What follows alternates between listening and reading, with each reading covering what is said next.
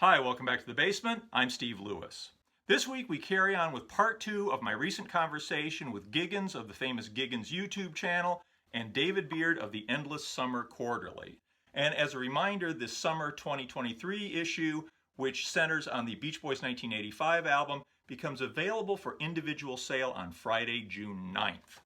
As we resume the conversation, we were just winding up a discussion of the relative merits of the Beach Boys 1985 album cover. Please enjoy more with Giggens and David Beard. I mean, like that would have been a great picture, just a little bit more blue and like Beach Boys on top. Yeah. Like that would be great. What is that? The back of the CD? It's booklet? the back of the old CD jacket. Yeah. Oh, okay. See, I never bought it because I got and that would have made a great picture sleeve for "She Believes in Love Again." Yeah, picture sleeve. Bruce is right in front there. Yeah, it would have been perfect. Picture of the band is always better. It's always better than graphics. Always. Yeah, the picture. absolutely. Well, I always wondered too why, you got the picture here, but then you got all this empty space that they could have, but the Beach Boys albums tend to have a lot of just empty space. I mean, look at, Today, for example.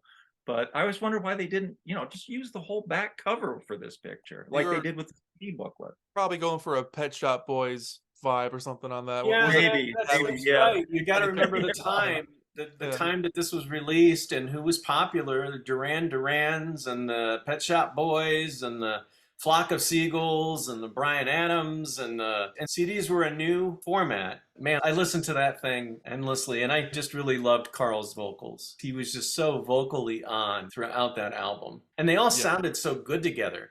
Yes. Including Brian. Brian, especially Brian. Yeah. He really did. Yeah. This is totally off topic, but when you hear just the guys during that Stars and Stripes era doing background vocals for everybody else, they sound amazing. They do. Like, they just got better and better as they got older together. It's incredible. I would buy if they put out Stars and Stripes with the backing vocals.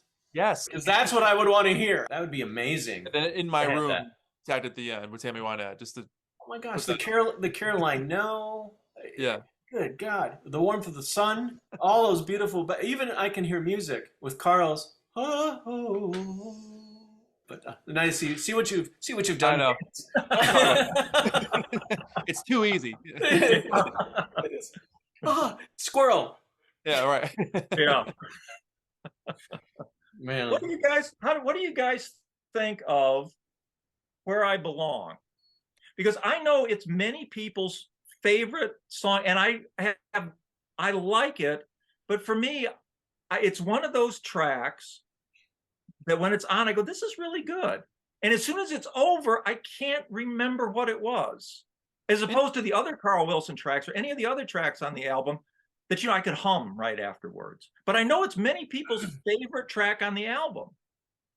It's one of mine. What do you think? I think it's one of the best things they've ever done, regardless of one of their albums. Like it's an incredible song, full of love, full of emotion. Carl just sings from the heavens.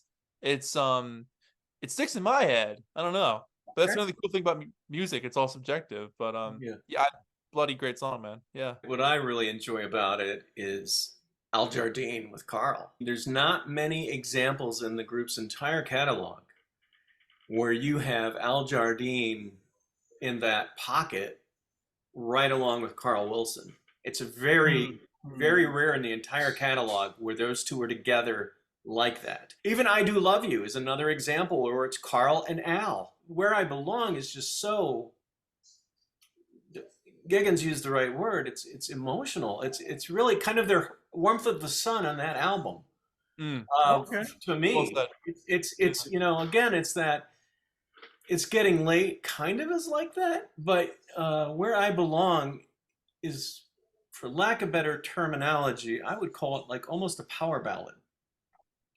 Because I'll give it another listen with those comments in mind. I don't dislike it, but it's never grabbed me the way it seems to grab a lot of people. The 85 album was also, to me, the beginning of where the Beach Boys' voices were beginning to get used differently. And I think that was Melcher's influence. Not as much Steve Levine as it was Melcher's, because as you go forward, their output as they went forward wasn't as much, but their songs, especially by 89, was Somewhere Near Japan, was you just starting 85, 86, 87, regardless of the song, even Happy Endings is a good example. Any of the material that they were recording, except maybe for Wipeout, was them now using their voices purposely as layering one another. And Terry Melcher specifically made it a point, if he had a song, he wanted them all to have a moment. And that really came to fruition by the time they got to Somewhere Near Japan and the Still Cruising album, because he really wanted everyone to, and it didn't matter who wrote the song, he wanted to find a way to bring every voice in to kind of overlap and give all the guys a moment in the song, even if it was just a hey whatever it was. It didn't matter. He wanted everyone to have their vocal moment. And Mike's quote in the new issue kind of speaks to that, because he said he feels like maybe Get You Back might have been a bigger hit had Terry been the producer of the track versus Steve. And that's, of course, something we'll never know. It went to #1 on the adult contemporary chart, but not the regular chart. I can't remember. Was it 20-something? 26 or something? It didn't wait for itself. Yeah. Yeah. So that's, it did well. I mean, it certainly did well in the video, I think. He's got Steve has the tome. He's ready. Yeah, Yes. I'm consulting that. With all the songs that were ever sung and all the charts that they were brung. Yeah, and the video was cheesy. It's funny because it's a cheesy video, but it was so perfect for them. Again, it's like Mike's moving out. He's got stuff in his hand. This kid comes longing up on the sidewalk, and it reminds him of this old love. And it's really cheesy, but and the whole video is extremely cheesy. But it's Quirks. the whole, well, yeah, and it's summary, right? It's summary. It's, again, that's another thing about it that I love. And it's like, don't worry, baby, do it again, put together, and you have Get You Back. It had that thud. It had the soaring Brian vocal, which anyone who's an ESQ subscriber will learn in the next edition from Jeffrey Fosquette's interview. Jeffrey's also on Get You Back.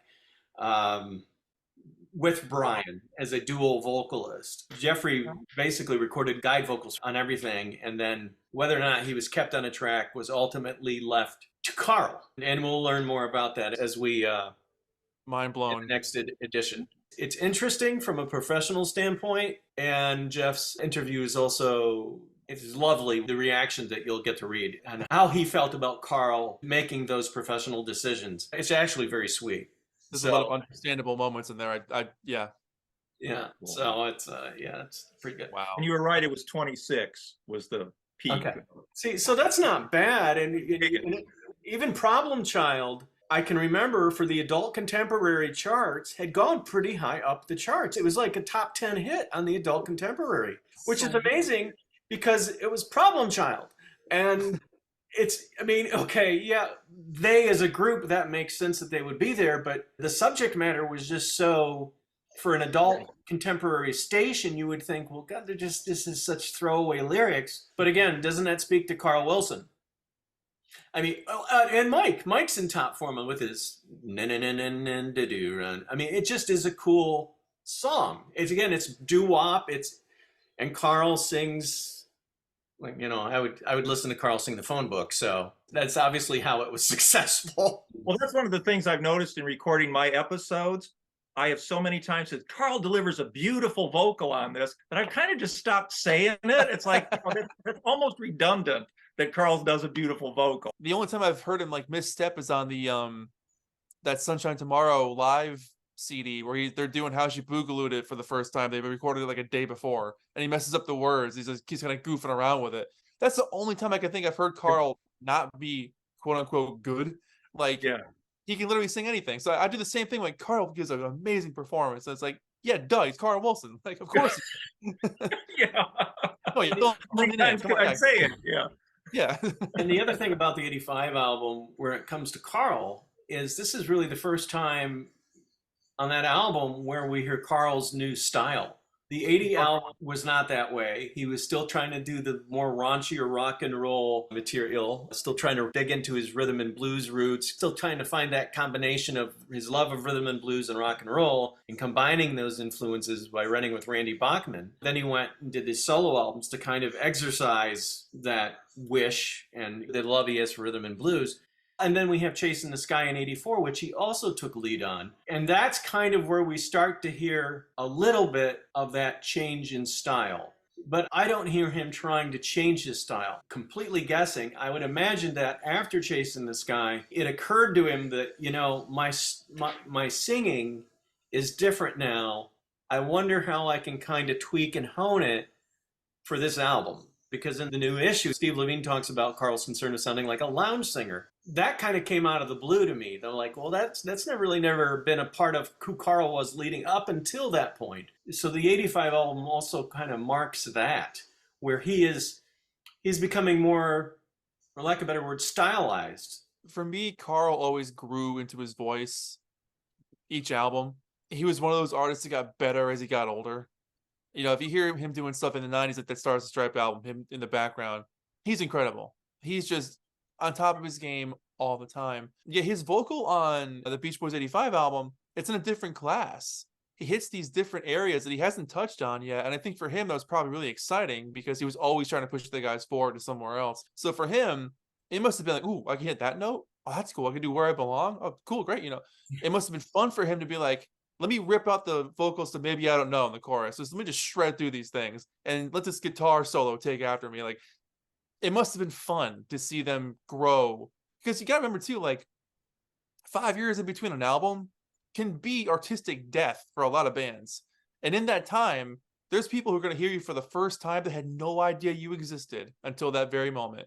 So for a lot of people, that may have been the first thing they ever heard or ever saw was the Get You Back video. So they're hearing a whole new version of the band, which for them might be their version of the Beach Boys. So it's cool to hear it back and hear their changes vocally. Even Brian is different on that album. I was interested to read that Carl was concerned about sounding like a lounge singer. Yeah, seriously. I mean, but obviously he was conscious that something was changing in his vocal, and it's surprising that he was worried about it because I thought he just sounds great on this album. And it's funny too with Carl, and not just specific to this album, but many projects through the years that I would talk to different people who had worked with him, they almost all kind of say the same thing. It's like he would do a take and everybody in the booth or in the room or in the area would go, oh my God, right? And Carl, let's do that again. So everybody's like, why? What are you? Why would you want to do it again? That was gold. It's Carl. You're Carl Wilson. But he would hear something that gave him rise to concern that he thought, you know, I can do it better. That was certainly his MO from this album forward before he passed away. I know that for a fact, but I don't have a lot of interview content that I'm recalling from where it happened when he was younger. But I know for certain that's how he was from the 85 album going forward. This was an era in the group's career where Carl had returned, they had lost Dennis, and you would think that, okay, this is going to be an album that doesn't quite hit its mark. This is going to be something that'll be kind of a miss. And it's not. For me, it's not. Yeah, once Dennis is gone, and there is nothing that can replace him. There's not a single recording on the album that's meant to sound like or to replicate or anything like that. Again, it goes back to the Summer Days album, where Dennis is hardly present on that as a vocalist, or the All Summer Long album. They stuck to kind of who they were in some strange way. I just think they felt like a weight had lifted when Dennis passed because they were always concerned about him, always concerned about his well-being. How is Dennis? Where is Dennis? Is Dennis going to take his clothes off before he takes the stage this evening? I mean, honestly, there was constant concern. They didn't even know if he would show up at half the events that he was supposed to be at. Even if they had him in the hotel, to the venue they were going to go, there was a long period of time where it was a really tough thing. And knowing Dean Torrance as well as I do and the things he had to deal with Jan Berry in that circumstance, it's a hard thing when you're dealing with people who struggle with substance abuse issues or anything else, when all you're just trying to do is get to where you're going to do what you're supposed to do because that's your job. And it's a hard thing. So I think collectively for the group, a lot of pressure was off of them trying to sustain one of their own, trying to get one of their own critical help. And it's just one of the most unfortunate chapters in their career. I think male ego is, and I'm sure there was no intention behind it, to me, when I heard Male Ego for the first time, I thought of Dennis. Because just the whole ba-dum, ba-dum, male ego walking down the street. Now Mike's singing it, but I could just see Brian going, why? Just the whole vamp behind Mike doing the. To me, this is almost like a tribute song to Dennis. Oddly enough, it's the only song Brian and Mike wrote together. And you would think it just would have been a regular album cut. But it's great as a B-side, and it's great as a bonus track. It is a little odd, but I like it. I think it's a neat vamp. And whether it was intentional or not, I liked it because it reminded me of Dennis. Yeah, I mean, Well, it's funny when you mention it's odd. One of the things that I really come to appreciate doing these is no Beach Boys album is complete without something kind of odd on it. There's got to be a little weirdness in there to really make it a proper Beach Boy album. So that's an interesting point. yeah, almost always. Yeah, it's always there's something a little off, something a little. Yeah, something a little. Now, Love You is mostly odd with a little couple of right. They find their way in there. The reverse on that one. Yeah. But even today you got the Bull Session with Big Daddy there at the end. There's always some little weirdness. I always thought the title "Crack at Your Love" was one of those things. I mean, they could have called it "Chance at Your Love," or the song is great. It's just the title always seemed a little off to me. I liken the title to things like, you go back to the early 60s and the Beach Boys material, there's a lyric on every one of those early albums that's slang. It's slang for something. T-Bird, right? There's some sort of slang something. And when I heard the word crack, I thought the same thing. Like Hawthorne, not necessarily a Hawthorne adult, but that's what makes it funny to me, is it because they are adults and they are singing it, but it's like a teenage, it's almost like a 60s teenage term, like, let's get in a hot rod and go, I want to go take a crack at that chick. And that's kind of what it is. So again, it was interesting that it's an adult song, it's an adult love song. Let's just like get you back. It's not, I would like to date you again. It's get you back. Right. So it's the same thing. It's a slang. The Beach Boys have always been slang masters. There's so much of their material that has some sort of, like you say, there's always an odd thing, there's always slang, there's who would ever even think to write a song called Male Ego or Crack at Your Love or leave the song with crack? I mean, it's just, it was the 80s, so They a lot of interesting titled songs. Thanks, Dave. I hadn't thought of it in those terms, Giggens, but that's very good. That's 80s. Well, it's funny you mentioned like the funny things like with Male Ego, and David and I talked about this recently, but Steve, I want to get your take on it. The line in the song that will forever cringe me is that Brian screaming, "Those tasty ladies in our 80s," whatever it is. If they had done an all summer or a Girls on the Beach and had Dennis just sing that line, a little bit a whole different song. But like, what do you think about that? Oh yeah, no, I agree. I mean, but there's if everything they did seemed normal to me, I wouldn't be interesting. Valid. Because there's got to be a little bit of kooky, and it's a very specific kind of weirdness in a way that Brian did that. It's a little weird. In the 60s, we just attributed it to Brian, but as they went through their career, we realized, oh no, it's all of them. There's no they've all got it's just weird hearing Brian, who is this reserved guy, very relationshipy, not going out with the groupie thing. Like hearing him say a line like that is like, nah, man, scratch that. Take two. That's all we have time for this week. Please join us next week for the thrilling conclusion in part 3. Meanwhile, have a great week. Thanks for watching. Bye.